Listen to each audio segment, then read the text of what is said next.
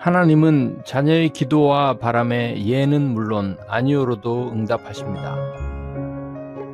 일상에서 하나님의 뜻을 분별하는 것은 개인의 자의적인 판단이나 느낌이 아닙니다.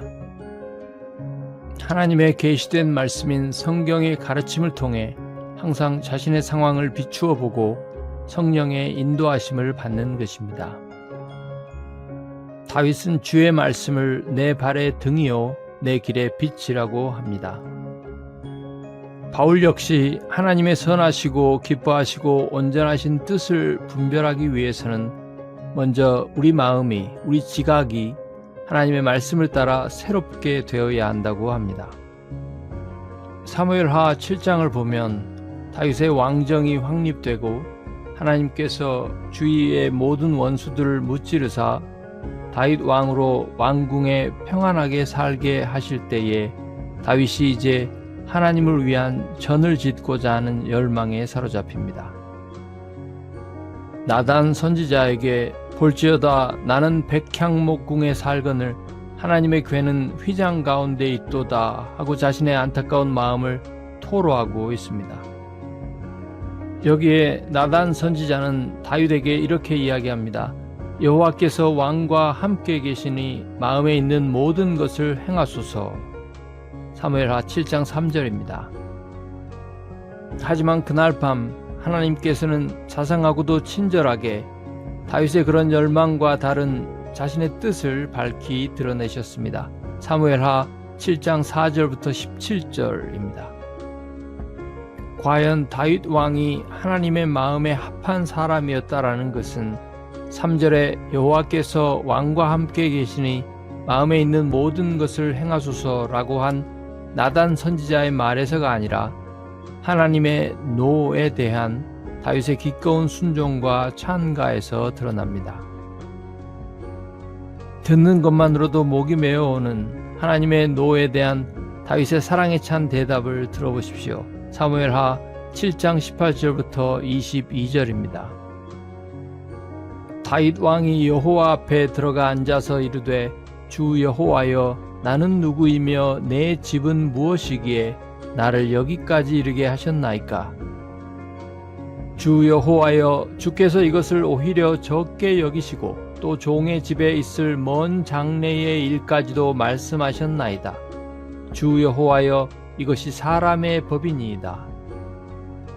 주 여호와는 주의 종을 아시오니 다윗이 다시 주께 무슨 말씀을 하오리이까?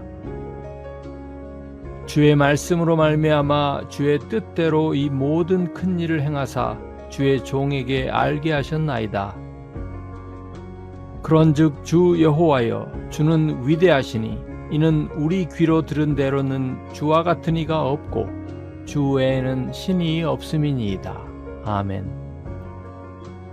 우리는 하나님이 나에게 무엇을 하라고 하셨다 혹은 이것은 하나님이 인도하신 것이다 라든지 혹은 어떤 것이 하나님의 뜻이다 라고 말할 때 신중에 신중을 기해야 합니다.